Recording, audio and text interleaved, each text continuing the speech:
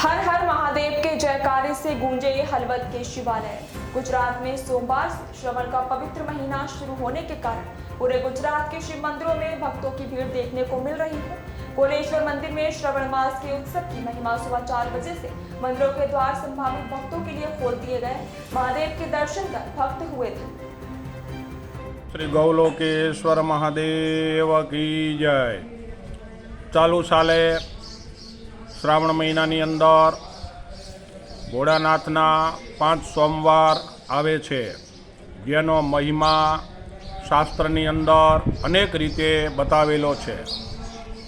સોમ એટલે કે ચંદ્ર, ભગવાન શિવજી પોતાના મસ્તક ઉપર ચંદ્રને ધારણ કરે છે, એટલે શિવનું એક નામ સોમનાથ મહાદેવ પણ પડેલું છે। ભગવાન શિવજીએ જ્યારે સમુદ્રમાંથી 14 રત્નો નીકળ્યા, એમાં હલાહલ ઝેર નીકળ્યું, જેની ગરમી શિવજીને લાગવાથી ખુદને ઠંડક મળે એ માટે પોતાના મસ્તક ઉપર ચંદ્રને ધારણ કરેલો છે। આજે હળવદ ગામ ફરતા 12 જ્યોતિર્લિંગ કહીએ તો પણ ચાલે એટલા શિવાલયો અને છોટી કાશી તરીકે જે હળવદનું નામ આજ દુનિયાના છેડા સુધી ગવાય છે। ચાલુ શ્રાવણ મહિનાની અંદર વિવિધ પ્રકારના ભગવાન શિવજીના મંદિરમાં નાના મોટા ભક્તો શિવ ઉપાસના કરે છે, જેની અંદર ઉપવાસ, એકટાણા, શિવને જળાભિષેક, લઘુરુદ્ર, મહારુદ્ર, અતિરુદ્ર, કોઈ બિલ્વપત્ર, કોઈ જલધારા, કોઈ વિવિધ પ્રકારના દ્રવ્યોથી શિવજીની પ્રસન્નતા પ્રાપ્ત કરવાના પ્રયત્નો કરે છે।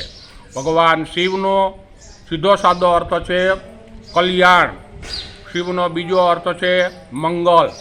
શિવના ભક્તો અનેક રીતે ભગવાન શિવજીને પોતાના કર્મ અનુસાર, લાયકાત અનુસાર, જ્ઞાન અનુસાર ઉપાસના કરે છે।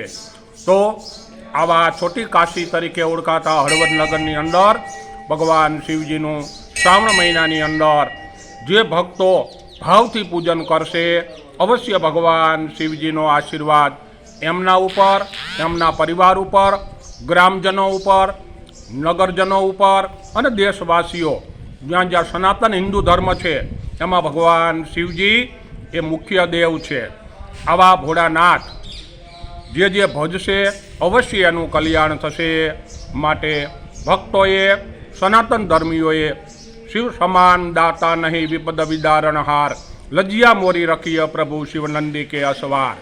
33 કરોડ દેવોમાં ભગવાન શિવ અગ્રસ્થાને છે। અવશ્ય શિવની પૂજા કરજો, ઉપાસના કરજો, શિવજી કલ્યાણ કરશે જ, એમાં શંકાને કોઈ સ્થાન નથી। અસ્તુ, જય ભોલેનાથ।